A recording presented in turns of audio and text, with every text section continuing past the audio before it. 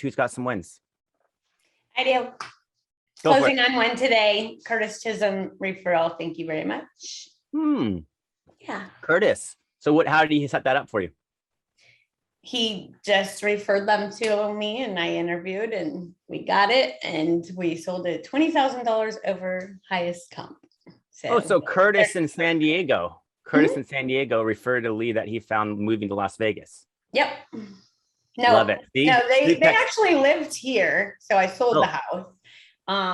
Yeah, I'm not really sure how they knew each other, but still, that's the power of our community, right? That's awesome. Yeah, I was excited. Thanks, Curtis, if you're out there. I know, I never see him on here.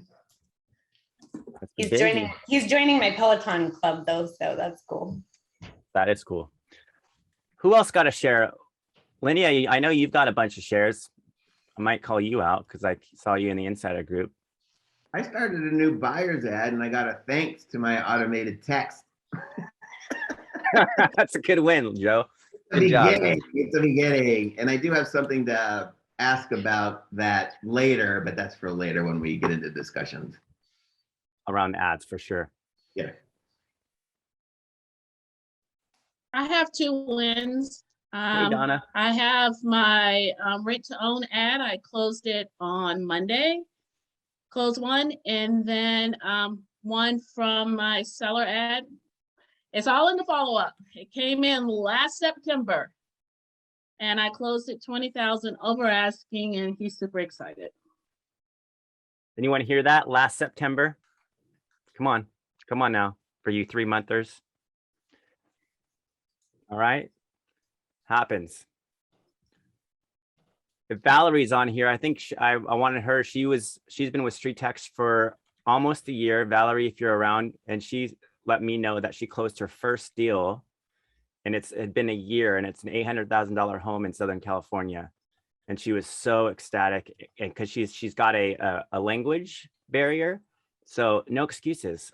I love it. I love it when this stuff happens. If you're on here, let us know. But yeah, that you're gonna see a lot of those deals come towards the later part of the year when you sign up with StreetText. You just got to stay on it because you're working on their time frame. They're not working on yours. I think Keep shooting deals. One thing real quick I wanted to talk about is that's super important to understand. We're going to get into this more and when we talk about ads, is that everybody has this understanding of, I brought a lead in now, well, it better convert in 7 days, in 2 months, in 3 months, in 6 months. Absolutely not. Every single individual is so unique and so much their own.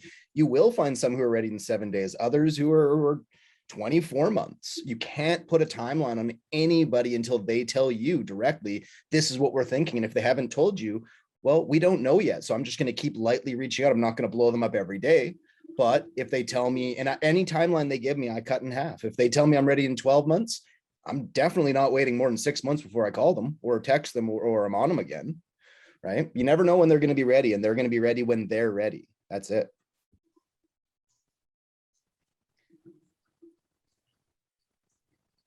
All right. I have a small win. I've been getting kind of discouraged with all the video CMAs I've been sending out, and finally somebody actually watched it. I know. Don't walk on that. That was an excellent video, and she really liked it. So it's a small win, but I'll take it. It kept me going to make more videos, you know. And I'm getting better at videos, by the way.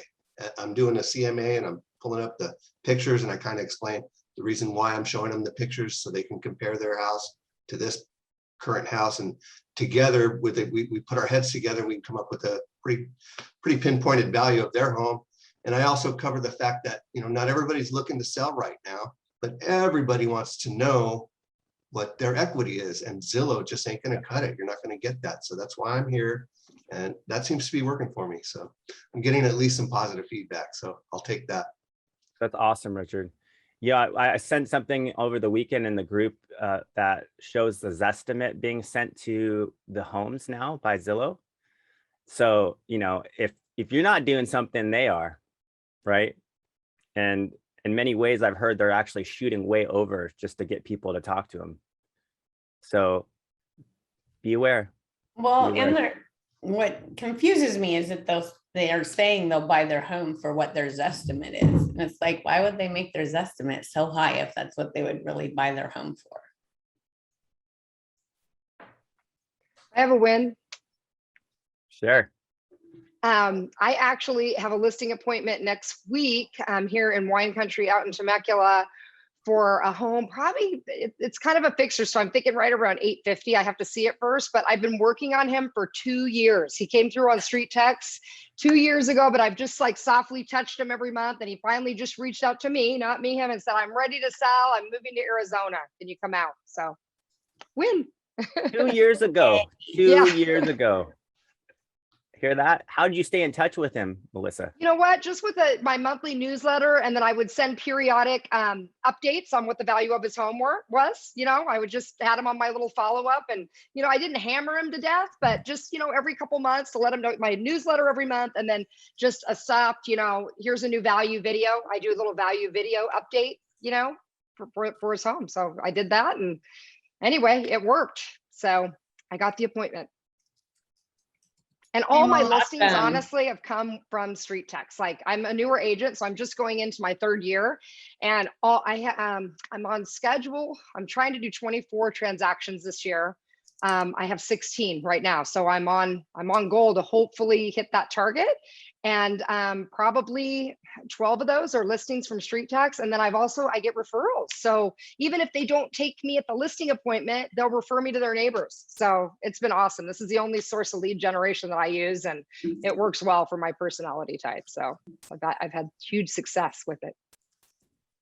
I didn't hire her to say that today. That's It is in the follow-up though, because I've also dropped the ball, and I should have way more listings, but I've dropped the ball on many with not having systems into place. So, you know, okay. that's Well, one thing. let's take that back a couple things, because I think there's a lot to dissect there. So you said 12 deals from StreetText.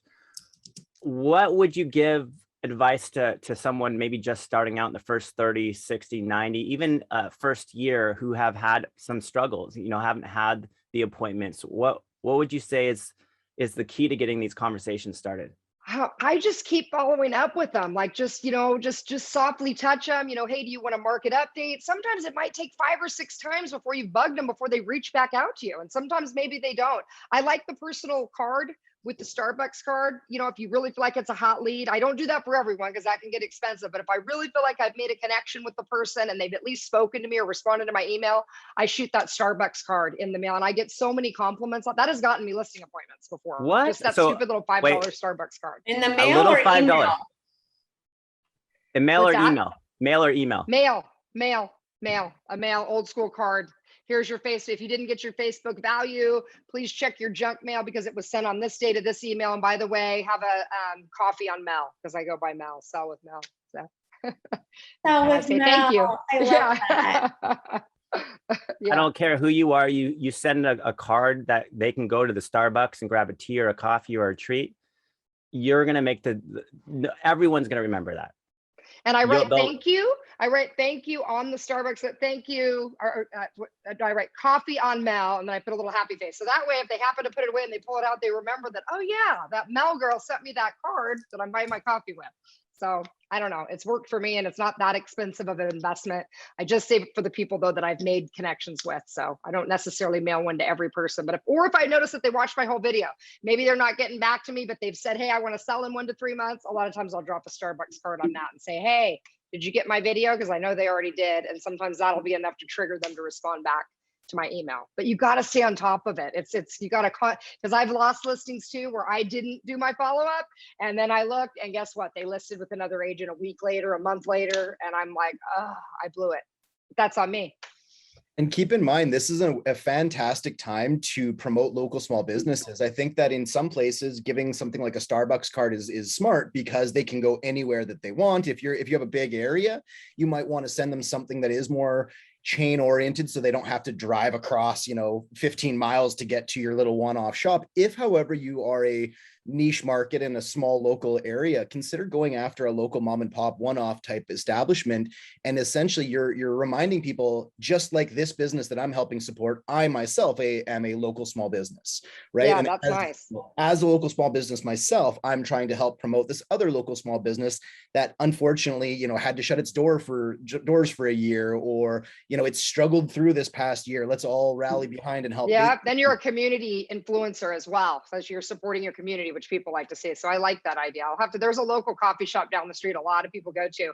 I might try to split that up, like Starbucks for some of the wider areas and then target it for my niche area to the local shop. And that's an A/B test, right? That's, do 50-50 or whatever you said. Like if you have people within your area, give them one type of card. If you have the broader area, give them the Starbucks card, but then make sure that you note everything. I've given these people these cards. They've given these people these cards. Here's how much money I've spent weekly, monthly, annually in this location compared to this location at the end of the year.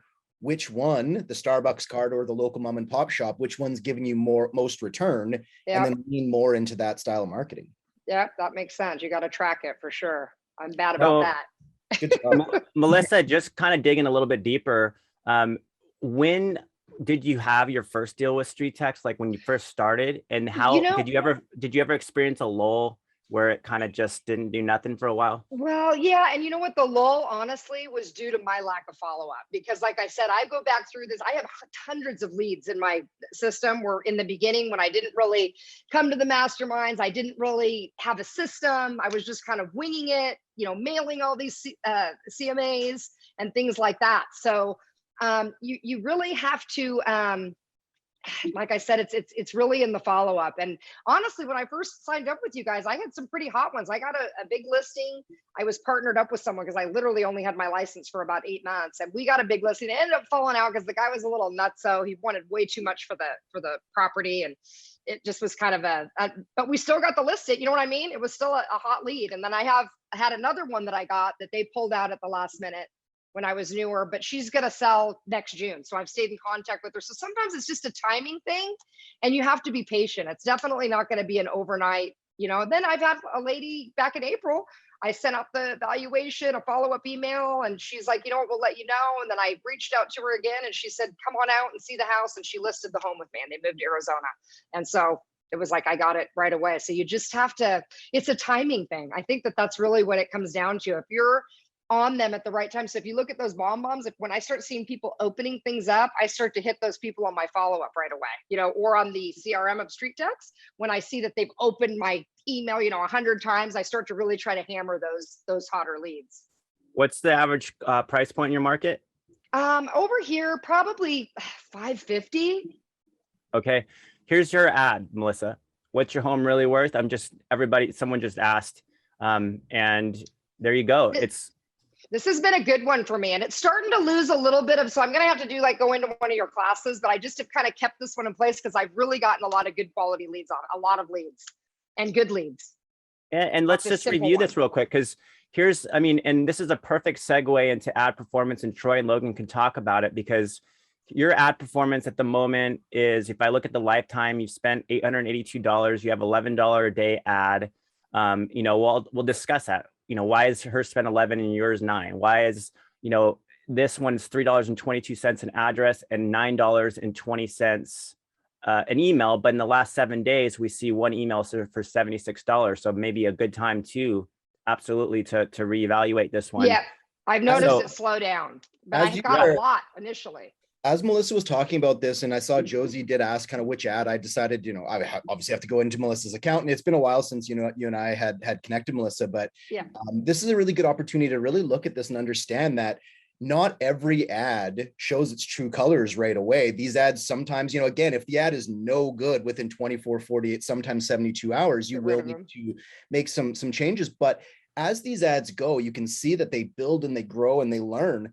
And now with you, Melissa, on this particular one, when you look at that last 7 days, it does show that unfortunately, maybe it's fallen off a little bit. Yep. However, you're still bringing in some leads that are good there. What I would do in this case, whenever you guys have an ad that's been running phenomenally well for a long time, you do give it extra leash. You give it a little bit of time to rectify itself. However, at the same time, what I would do for you, Melissa, is I would look at that and say, okay, this ad with this image and this ad copy has worked phenomenally well for me. Now this individual one has began to wane. What I would do is do another 2 ad split test using the exact same image, the exact same verbiage. Keep your current one running because you don't want to lose it altogether if you've made a bunch of money from it, right? So you don't want to necessarily just turn it off.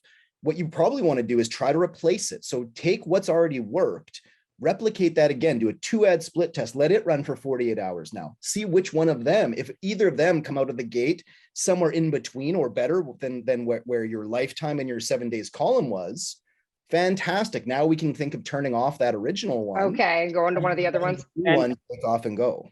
And the Okay. only thing I would suggest too is that what made this ad so successful over the long run too is that you interacted with the social on it. I did. Sometimes negative people come out there, but I just stay positive. I just, Stay play the game. positive, have fun with them, throw Yep. gifts out, just like you did 28.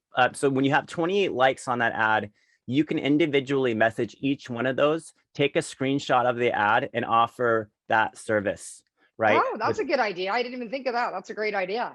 Absolutely. Because they're telling you that if you scroll your mouse over it, it's showing you every single name on that Right. particular ad who liked it. Now, obviously with comments, good job. I mean, you back and forth, back and forth, back and forth. Yeah. And so that in itself, people don't realize that, but Facebook will continue to present it to more people as social interaction builds. And Whether I know it's Logan negative and or Troy, positive, right? as Yeah. long as you're staying there with it and doing well, yeah, you can hide comments that are just nasty. But usually you can redeem some of those comments just by being positive, like you said. Yep, for sure.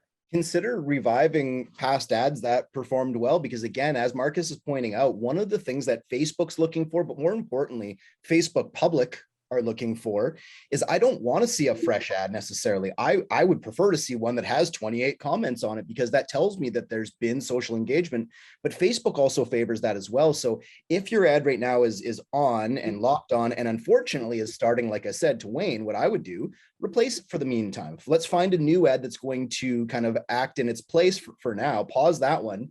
We know that if you pause an ad for 72 hours or longer, you run the risk of its ad performance resetting. So if the ad is phenomenal, the last thing you want to do is reset its performance. Mhm. However, if it's kind of fallen off and you've given it, an ad like that, you don't want to, if it has 3 bad days, you don't want to replace it yet, because like we know, bad ads don't get good.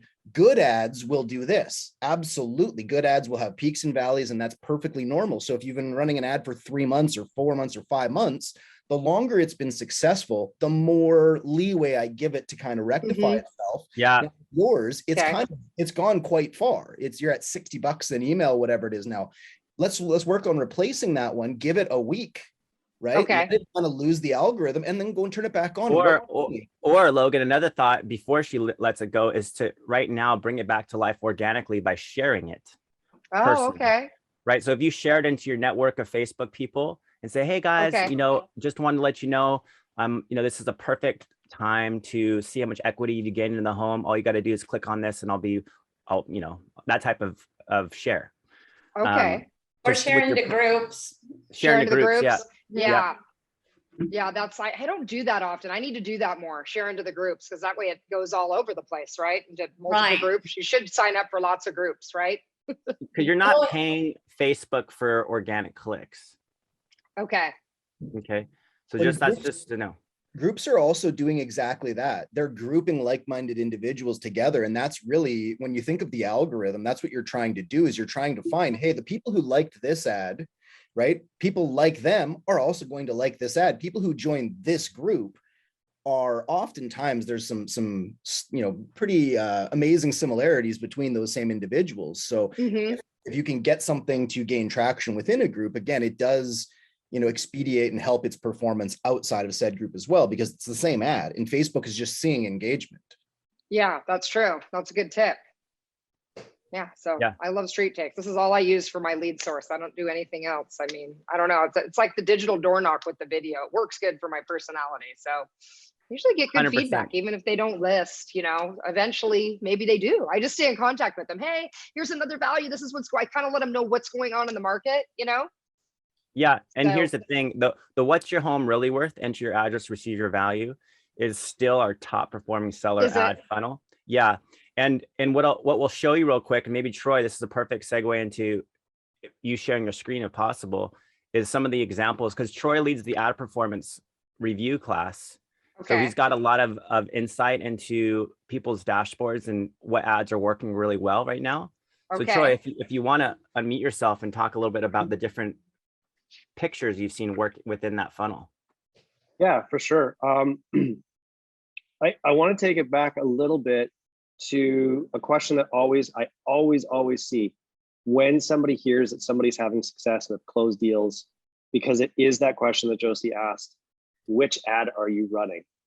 Now, the ad that you're running and closing the deal are not necessarily tied to each other.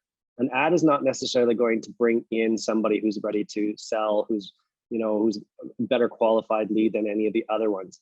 We're on Facebook, we're generating leads. Most of them are very cold. Most of them, well, all of them probably don't know you. And so your ability to follow up and take that lead and get a conversation going, get a relationship built, be top of mind is what's going to lead to actually closing the deal. The ad is just what generates the leads and starts to build that database that you can actually do that with. Now, that said, you definitely, absolutely want to maximize your marketing budget on Facebook. And so that's where it's, yes, having a good ad that's performing very well.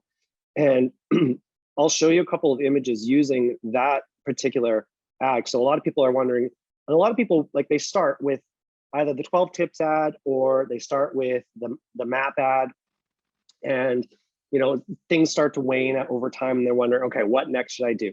So what Marcus just said, the "What's Your Home Really Worth" ad is a fantastic ad to actually use, right?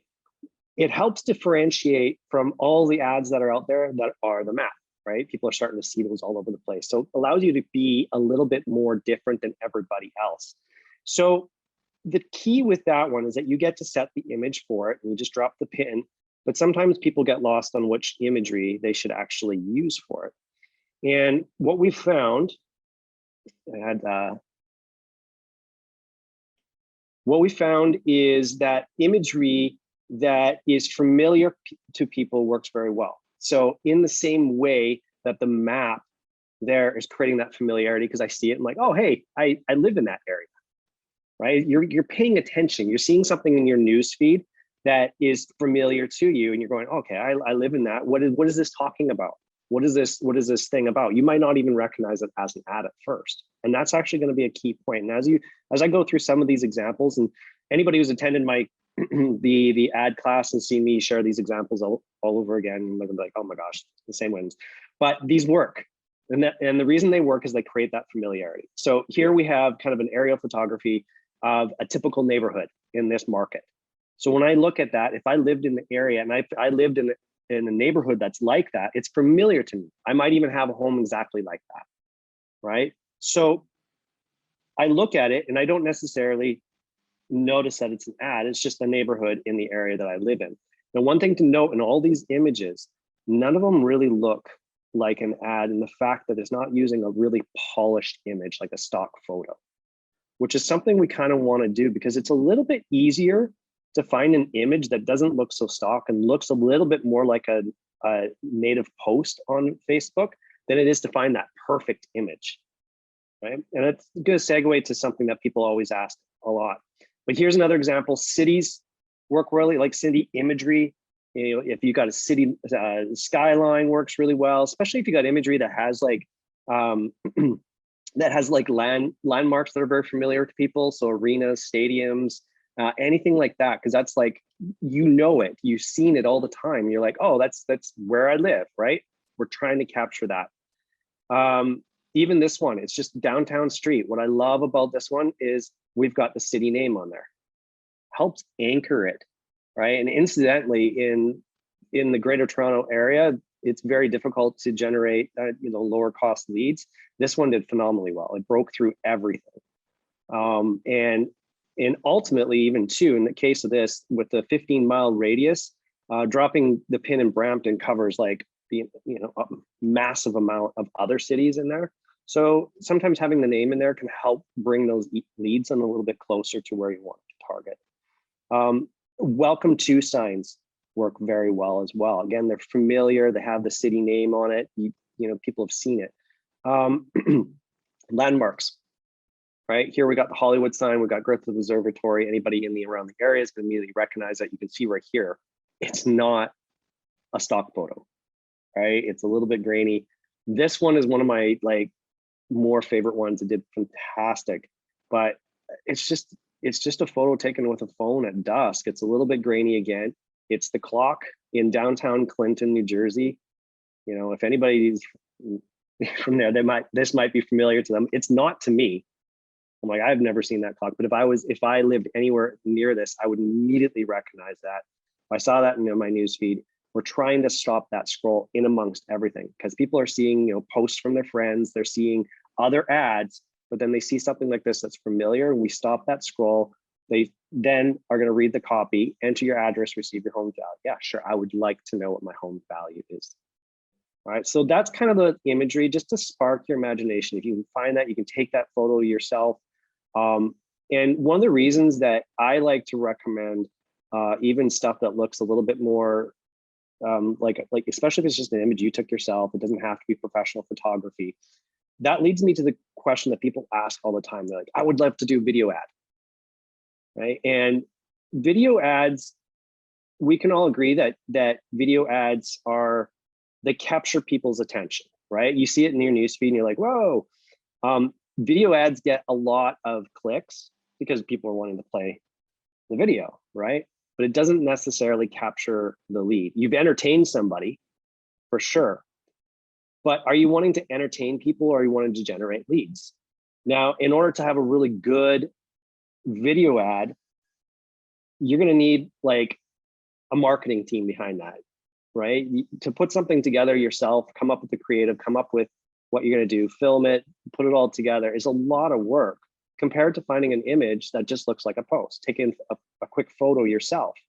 And that's a lot more easier than putting together a video that's going to wow everybody and then ultimately is just going to entertain them, right? We're not in the entertainment business. We're in the real estate business. We want to generate leads so that we can build those relationships, and so that we can help people to sell their homes or purchase their homes. Right? And so that's kind of the main thing there. I'm going to take it back in a little bit to, because sometimes people are like, okay, well, how do I know if I have a good performing ad?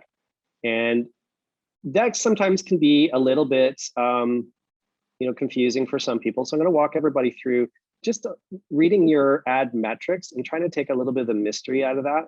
And then I'm going to bring it back to Logan, and because he's been working with Maddie on some newer creative and any other trends that he sees, because there's always it's always great to kind of be on the forefront of things there, and because it can be exciting with have new stuff to come through people's news feeds and different ways of following up with people.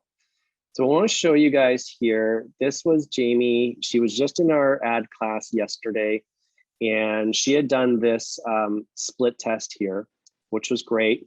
Now, when I go through the ad metrics here, don't compare it necessarily to your own ad, because every market is different from each other. She's in Mississippi, so she's going to have entirely different ad performance than Jeff there in Orange County, right? So, but her average price point is 250,000. Jeff's is what, probably 850 or more, right? So when we it's not really like comparing apples to apples in that regard. But she did a split test. We arrived at the top one in that split test. And really, for most of you out there, the best place to start is to really simplify it, is take a look at what your cost per email is, right? If you're comparing a split test to each other, I would go there to really just simplify it and go, okay, so what does it cost me to acquire that email? So when we talk about cost to acquire an email, we look at your ad spend, we look at how many emails have been generated, and then we just divide it out of that, and that gives you your cost per email. So in this case here, Jamie had a cost per email on this particular ad of $2.07. She had two other ads running in the split test here. So we can quickly go and compare those, and we go, okay, this one had $4.50, and this one down here, just under $4. So very quick, easy comparison there, really simple. Well, this ad being at $2 is getting twice as many emails as these other two. So very easy to go, okay, well, I'm going to maximize, if I'm going to be spending, $10 a day, I would rather get, 5 emails per day coming off of that versus, 2.5, for instance. So that's kind of how you're going to break that down as simple as possible. Now, another thing you could look at here, for instance, let's say she didn't have this $2 email ad, and she has these two here, $4.50. This one's just under $4. Intuitively, you would say, okay, well, the one that's getting $4.50, it's a little bit higher than the other one. That's my winner. But these are pretty close. So what I would actually do is go, hey, since these are close, let's actually do a little bit more investigation. Let's see what kind of leads are actually coming off of these ads. So what you can do is you can actually click here. You can go show leads. What that's going to do is going to take you to the contact section and show you just the leads that have come in on that particular ad. So what you can now do is you can go through these and go, okay, well, which ad is giving me more phone numbers? And which ad is giving me addresses in areas that I would prefer to work?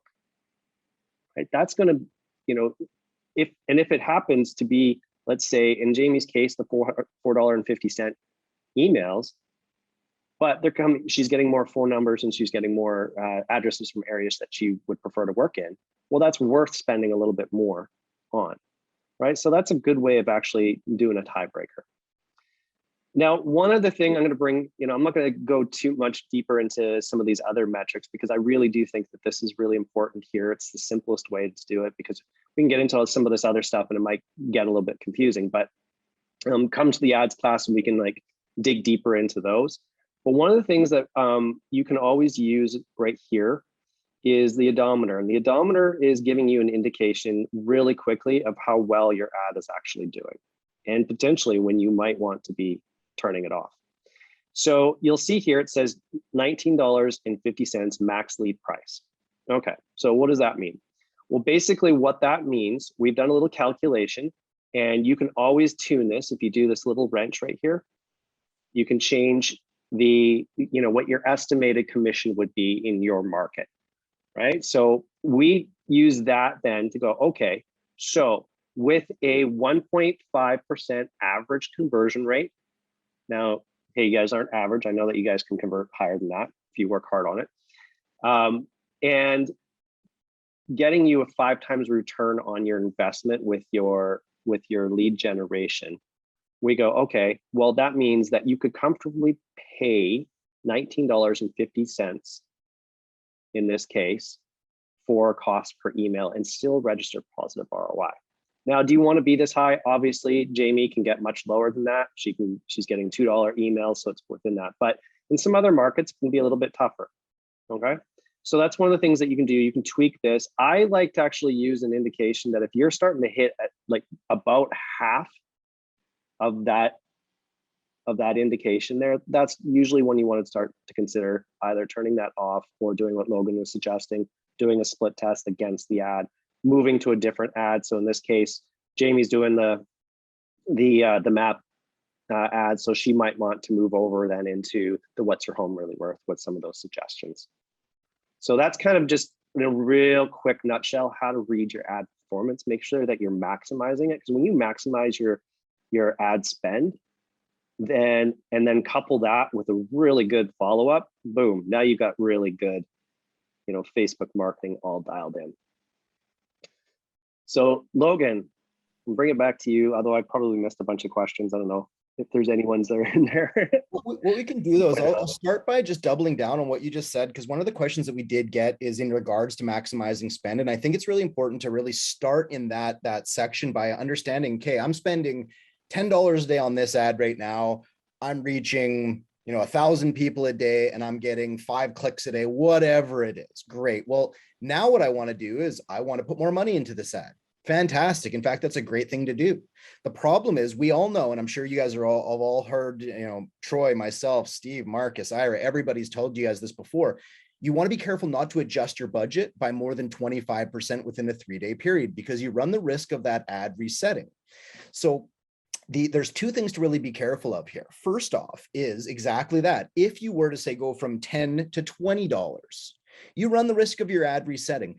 But even if it didn't, you also run the risk of, we'll call it greedy old Facebook wanting more of your money. If Facebook's saying, I'm able to reach, let's say 1,000 people a day at $10 a day, theoretically, you'd believe at $20 a day, they should be able to reach 2,000 people. Fantastic. But that might not be the case. And even if you reach more people, that doesn't necessarily mean that second cohort of individuals has a similar level of clicks, because again, you're not paying for reach, you're paying for clicks. So if Facebook now has double your budget, when they're not able to get more clicks or double the clicks in a day, what do you think Facebook's going to do? Do you think they're just going to leave money on the table? Okay, well, you know, you have $20 a day available. We're only spending 13 to 14 of it. Oh, that's fine. Or do you think Facebook's going to start slightly increasing your cost per click to make sure they also maximize your budget? Now, I believe that to be the case. So what we really want to do is make your subtle adjustments incrementally. So if you're at $10 a day and you have more budget available and you have more mental bandwidth to deal with more leads, fantastic. Go from say 10 to 12.50 maybe. Stay within that 25% threshold.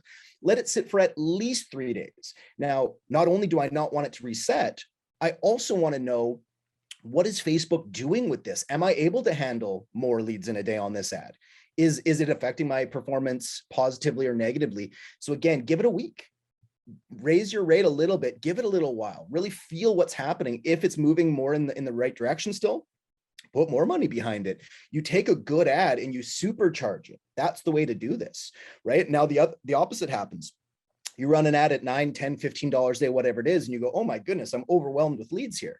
You know, fantastic problem to have. That's in fact the best problem to have by far. And you want to start being able to, personally, I'd probably try to keep it there. Or if you're crazy overwhelmed, you want to make sure that you're offering high level value to everybody. So maybe you take $1 away and let it sit for a couple of days. And then again, feel where those leads are, and you can always go up or down. Just make sure you're not exceeding a 25% adjustment within a 3-day period.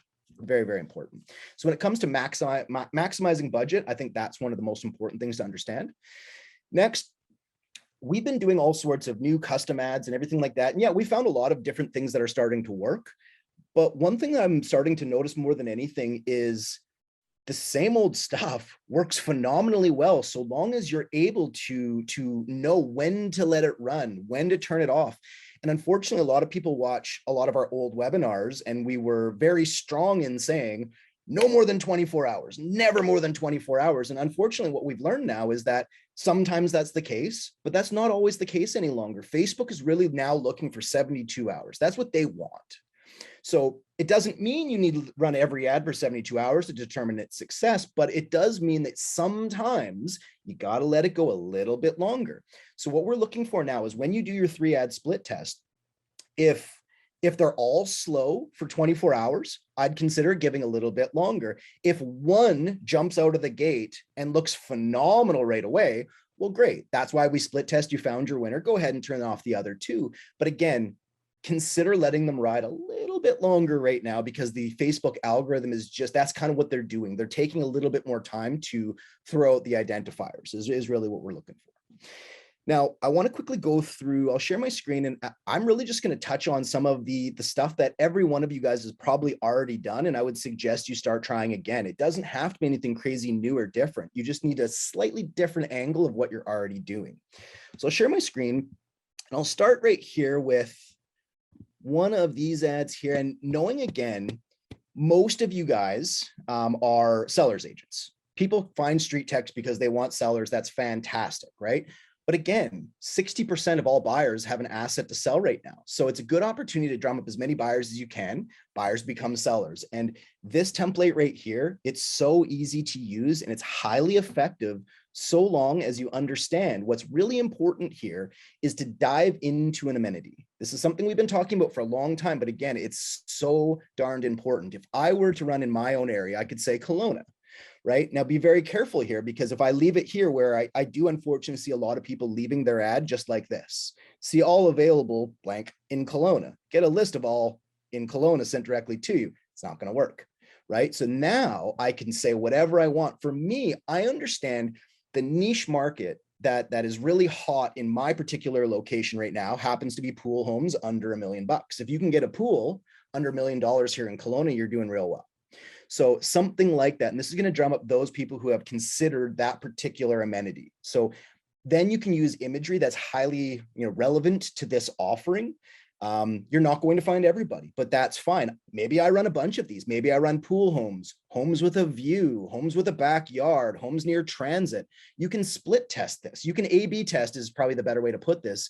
Do a 3-ad split test of pool homes. Do an A/B test then where you're doing the same, a different ad for a different amenity. Let it run for a short period of time and see what you get from that. Again, pick your winner and go from there. If you need any help in terms of coming up with an amenity or anything, let us know what you're looking for. And me personally, I'd be happy to kind of give you some ideas. But honestly, right now, this is working and working phenomenally well.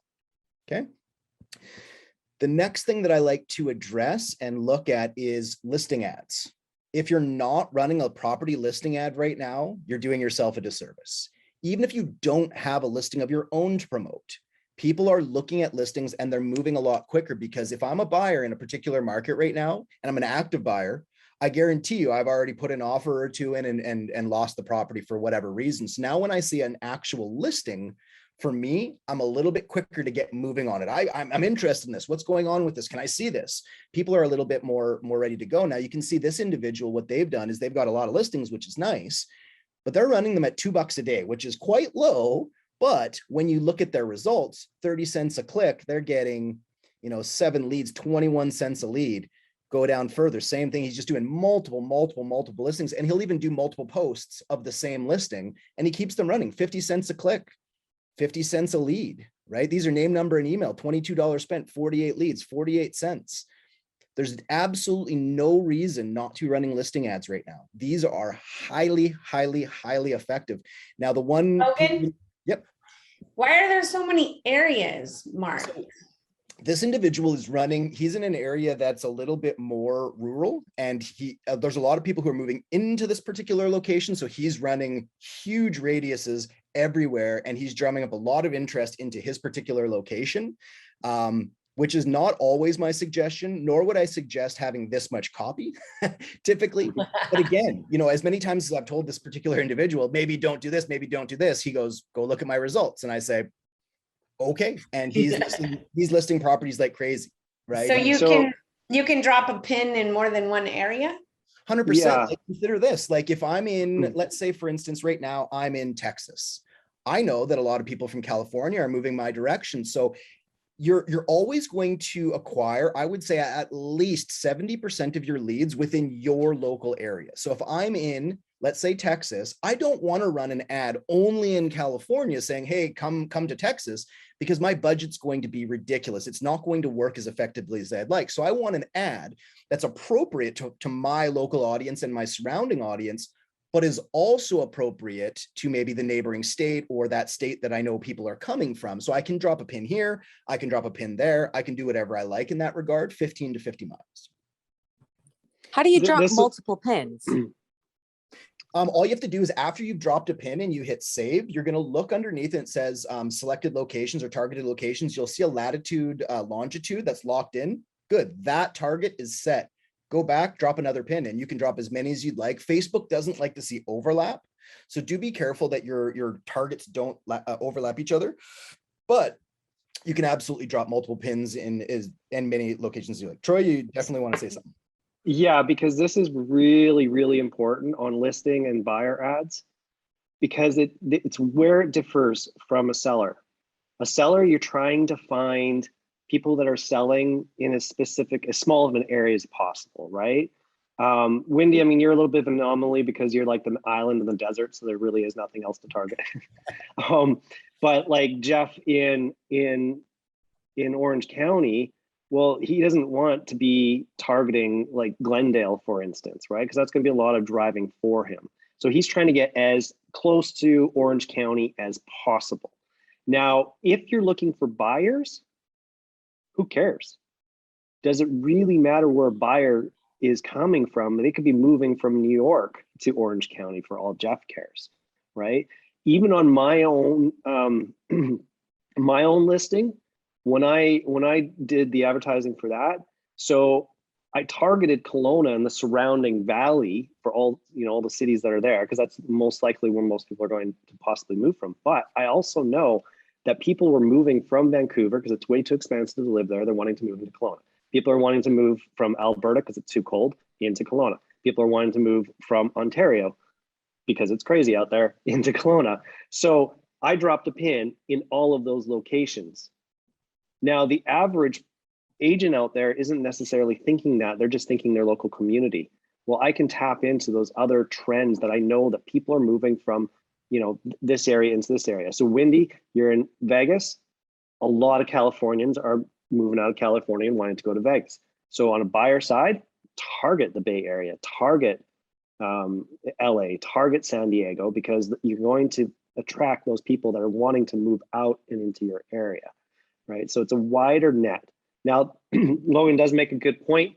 Don't make sure that your targeting doesn't overlap each other because Facebook doesn't like that. So they don't like those circles to kind of overlap each other. And I've seen that where it negatively affects things. But that is like a key difference between a buyer and a seller ad. And again, it's very important to understand, even on the buyer's ads, like exactly like Troy's saying, you're going to find buyers who are coming from well outside of your preferred area. That's great.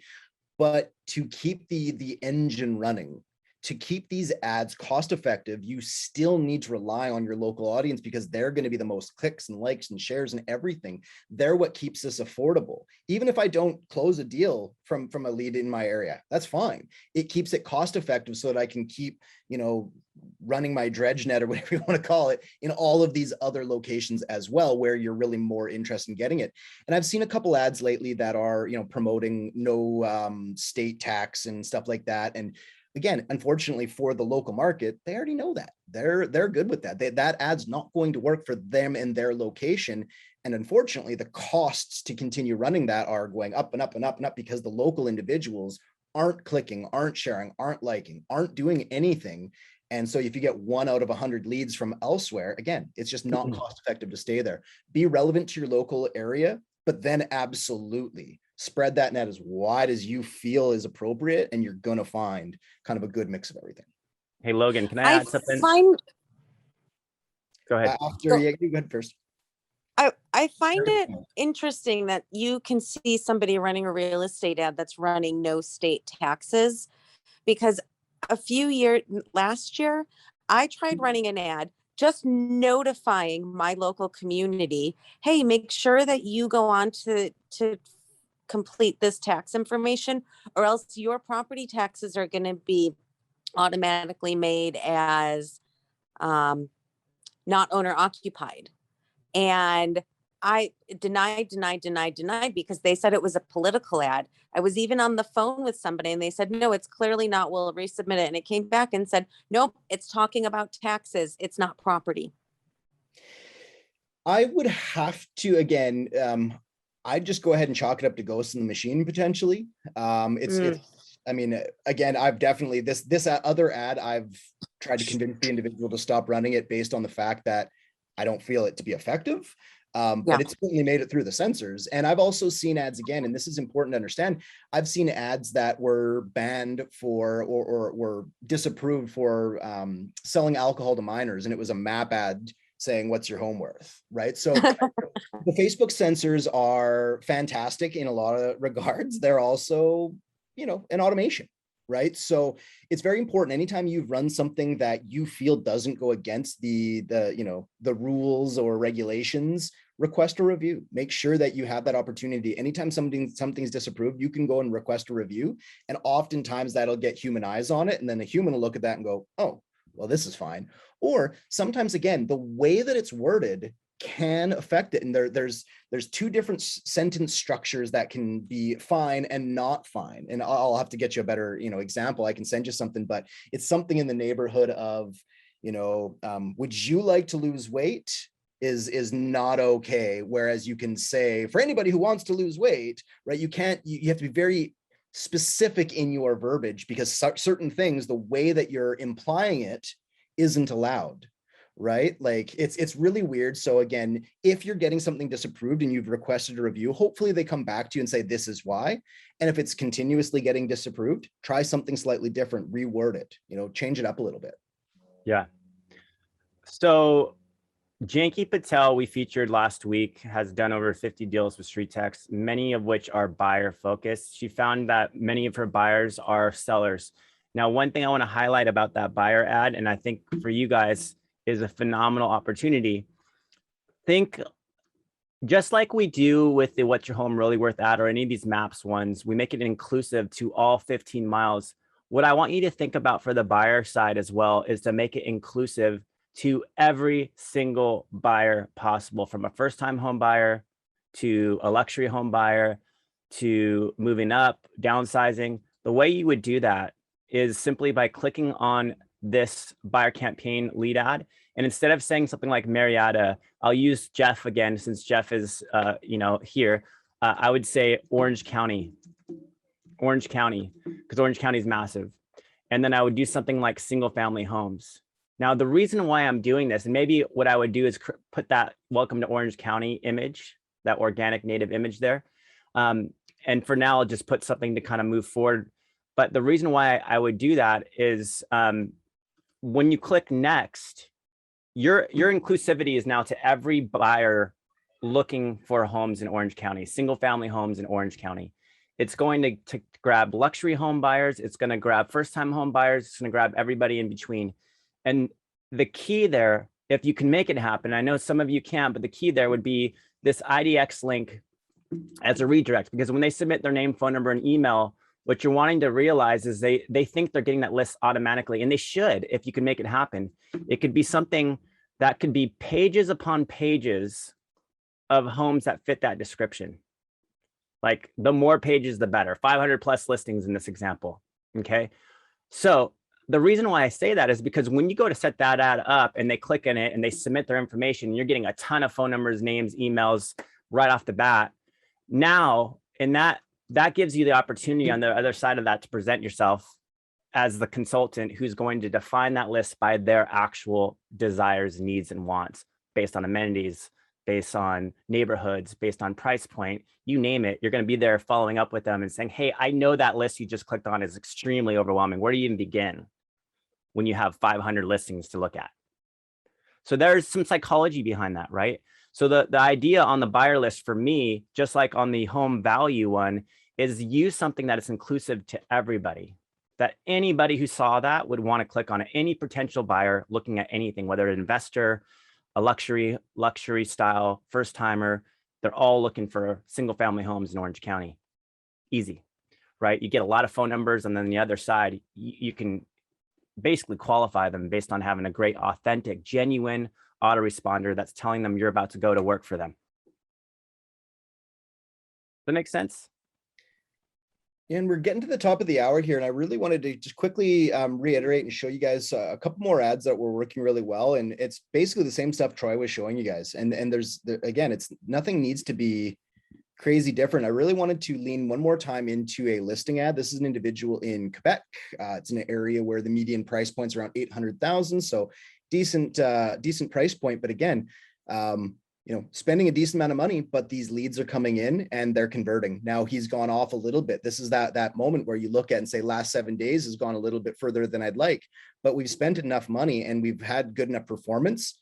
These are still fine. These leads are still fantastic. And all he's doing is running. I mean, again, the image isn't even great, but people are looking for properties right now. Next, the aerial views. This one here is in Calgary, Alberta. It's a more difficult place to get into. And we had tried the map image a bunch of times. And again, I always go back to the map image works. The reason it works is it doesn't look like an ad. It's always worked that way. As those ads, don't or start to look more like ads in a particular area, if people keep seeing it, whatever it might be, well, we use the same mentality, the same psychology that goes into why did that work? Again, it's relevant, it's local, it doesn't look like an ad. So if I show you this one here, right, it's nothing crazy about it, but people in this area know that this is home.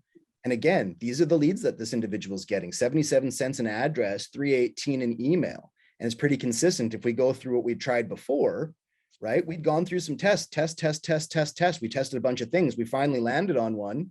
He's good to go. The last one here, this is in an area of Manhattan Beach. So if you're familiar with the California market, rated around same thing, $800,000 to $900,000 median, $7 a day, which is not my typical recommendation. In fact, I believe we started this individual off at $12 a day, which is typically what we would recommend for spend in that area. He was instantly overwhelmed with leads. What did we do? We turned it down to $10 a day. He was still overwhelmed with leads, $9 a day. We've now gotten down to $7 a day, and his cost per click is still doing pretty good, right? $1.32 per email. And same thing, we tried a lot of different things. Always establish a benchmark. Start with the map image. Did it work? Okay, no, try again. Did it work? Still didn't work. What are we going to learn from this, and what are we going to try next? It's easy. We go into the satellite view, started working. It did fairly well. It started to fall off a map. It was time to change it. We went with the aerial view, or kind of a view from up the street, and good results on all 3 ads, right? We found the one that was the best. We locked it in. He's happy. There's nothing that's going to beat a local area image. Again, instantly relevant, draws people into that location, doesn't look like an ad. It's pretty simple. Any questions on any of the ads or anything you guys have seen so far? Anything that anybody else would like to add before we wrap up here?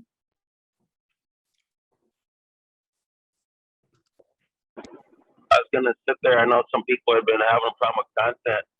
For the video stuff going out, you know, we say definition of insanity, keep doing things the same way, expect a different result. The whole thing about that local coffee shop, support your local business. If you're not using your Google Earth to make videos, I suggest you do that. Start out zooming from the local business or whatever, or even if, I like that Starbucks idea, get a Starbucks on the video to send out. Here they get a card in the mail, that'd be really cool. But one of the things I'm running on the older StreetText leads right now is I'm telling them to the home and simply asking if they've had any improvements in the last year. That way, it's a real short thing. Get something out, it gets engagement. Marcus, can you give me screen share for a second? Just want to talk about, using that relevant imagery, like welcome to signs. I have a client in Edmonton, and she used the welcome to Edmonton sign, City of Champions, which I mean, not really anymore, but that's okay. But if you could look here, you can see on all these ads, 1 second, ran a $6 budget here, 27 cost per click, 90-cent email. Same here, 25-cent cost per click, 86-cent email. All these performing really well. And it's just using an image of a map that she went out and took, or not a map, sorry, but just on her cell phone of a welcome to Edmonton sign, City of Champions. And it's landed really well. So use that relevant imagery. Yeah, we always say organic native. If you need ideas, just come to the ad performance class or send a message to your coach. Ad performance is ad performance. Don't focus too much on ad performance. Again, on the other side of this, Janky Patel, again, or anybody else for that matter that have done this for a while, they don't watch their ad performance every single day. Sometimes it gets out of hand, but yet they're still converting over and over and over again. So you can become obsessive. I've seen you guys become obsessive about it. And you're not focusing on what you should be focusing on, is creating relationships. So yeah, think of it that way. Like focus on some ad performance, but not too hard. And then, split A/B, try it out, and then move on to what's most important. 99% of it is going to be in your follow-up. And consider again, with mailers and things like that and gifting, start easy. Start with a Starbucks card. Start with something that's super easy to do and gauge its effectiveness. And if you feel it's working, improve on that offering. And again, for anybody who's on this mastermind, there's a good opportunity. Oh, let's see, did we end the meeting? Okay, sorry, my screen went away for a sec. There's a good opportunity. You probably already heard me say this, so I'll quickly let you know something that worked really well for me way back in my good old real estate days is approach a local small business right now, maybe one that had struggled throughout this whole pandemic, and offer to some synergistic marketing. What you can do is you can go into a local print shop and you can print yourself coffee cards, number them all, right? Give them all a number. Put on the coffee card or the coffee shop's information on one side, your information on the other side, and give them all a $2 to $5 value. Obviously, discuss this with the organization firsthand, of course. But what you can then do is basically say, anytime anybody brings in this coffee card, I just want you to hold on to it as if it's cash. At the end of the month, I come in every 30 days and I'm going to pay out whatever's in there. That way, if I've done 500 $2 coffee cards, I don't pay $1,000. Right? I pay for the printing and I pay for all that fare, but I basically let these cards can recirculate. But what I then do is go in at the end of every month, and if there's $52 coffee cards that have been redeemed, great. I pay them $100. Fantastic. I usually give them a little bit extra as well, because why not? Right. But then the true beauty of this is then I have a number on the back of a card that correlates with an address or a name or a number or an email to whom I sent it to. Now I have a reason for follow-up. And then your reason isn't, hey, you redeemed my card, I want to sell your home. No, it's I'm reevaluating my marketing. And I just want to make sure that the place that I've decided to partner with is the right partner for me. How did you feel about the experience at this establishment? And I've chosen it for a reason. I chose a one-off mom and pop coffee shop because I know 90% of the people I send there are going to love it. Either they've been there before and they love it, or they've never been there before and they love it. That's kind of the way it works, right? So if you can find that place, you can send people there, you drum up business for them, you're helping a local small business, you're helping yourself at the same time. I can then see the effectiveness, and I can actually calculate what's working for me. And again, you pay more money in a sense because you're not going and buying a ready-made card. You have to create the card and the printing and all that, fair. But how much money you save by not sending $502 coffee cards for $1,000, having zero idea of what's being redeemed and paying for it, whether it's redeemed or not. This way you only pay per redemption. And again, it was phenomenally effective for me in my own local areas. So something to consider. And yeah, if you want to start with something that's ready-made. Go to Starbucks, go to Tim Hortons, go wherever, get some ready-made ones and gauge to see if that's even at all effective, and then consider making it better. So Brian Tracy, he's did anyone know who Brian Tracy is? You see his quotes everywhere. He's like Tony Robbins before Tony Robbins. So he's probably one of Tony Robbins' mentors. And I love how he breaks down follow-up, because sometimes it can feel a little overwhelming or a little overcomplicated. But he says, just make a game out of it. So if you set a goal, let's say it's to follow up with 100 people, you can break that down. You can say, I want to follow up with 10 people every day.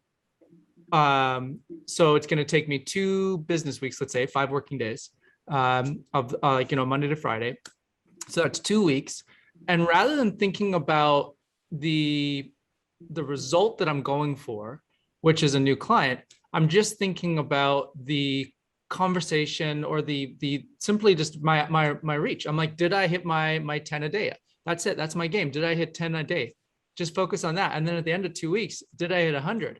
If you do it that way, you'll be surprised with how many clients you'll be working with at the end of it, because you're not focusing on trying to get the result. You're just focusing on doing the follow-up. And so I think next week would be a really cool follow-up to this, is maybe we could talk about follow-up strategies depending on what ad you're running. Because if you're running a listing ad, it's going to take a different follow-up strategy than if you're running the 12 tips ad or the home value ad or a buyer ad. And so I think that would be a really, really awesome session next week to really dive into just what to do, the basics of what's working today in the follow-up strategies. But anyways, thank you so much. Obviously this is open, so if anyone has anything to share or say, jump in. But thank you guys, you totally knocked it out of the park today. Yeah. Hey, Cliff, if you want to quickly share that win, because I know we had a couple of conversations as a community in a mastermind a couple months ago, and you were kind of struggling. What happened? What just happened? Yeah, I was struggling for almost 8 months. It's like I got leads, but reaching out, got my face kicked in. It's a regular thing. But I was in the office, and his walk in and say, "Hey, can you help me? Sell my house." I'm like, "Is this a joke?"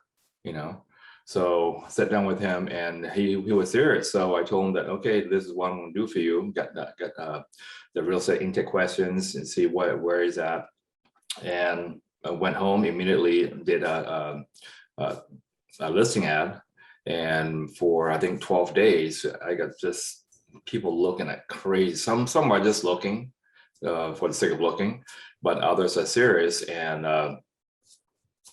then their realtor started calling me. I got a lot of calls from the ad itself. So it's like, wow, okay, this thing really works. So, and I finally got an offer today for the home. So I'm like, yeah, thank you, Marcus. Thank you, Leon. Right. And Cliff, the other side of that is not only do you do your listing a great service by bringing them a buyer a lot quicker, but now you probably have a backlog of people who weren't able to, offer on this property quick enough. And now you can play matchmaker and find them, what they're looking for. Right. I mean, and oftentimes, like we've said before, comb through those individuals and you never know, I'd love to be able to help you find the home of your dreams. The only way to do that though, is to establish a budget. First question for you, do you own a property that you would need to, offload before we're able to make this happen for you? It's a really easy question to ask. And a lot of people own property that they're going to need to figure out a way to either sell or, bridge financing, whatever it is. But a lot of these people have an asset and you need to uncover whether or not they have that. That's true. And at the same time, I was also running an ad that says, if you're buying a house, find out what's available in my county area. And they are sending phone numbers and emails like a lot. So that helps out too, because I want to build my pipeline so I can follow up with them. Awesome testimony. If anyone has any ad that they're running right now that is just crushing it like Cliff's, share it in the group. Take a snapshot, take an image, screenshot of it, put it in the group, give some people ideas coming off this mastermind. Let's just all take one takeaway from this mastermind today, one tangible thing we're going to go do off this. Think about it right now and do that one thing coming out of this mastermind. Focusing on ad performance, whether it's trying an organic native image or starting to share your actual ad into groups, starting to share it personally, that type of stuff, that'd be awesome. And let's take that to the group.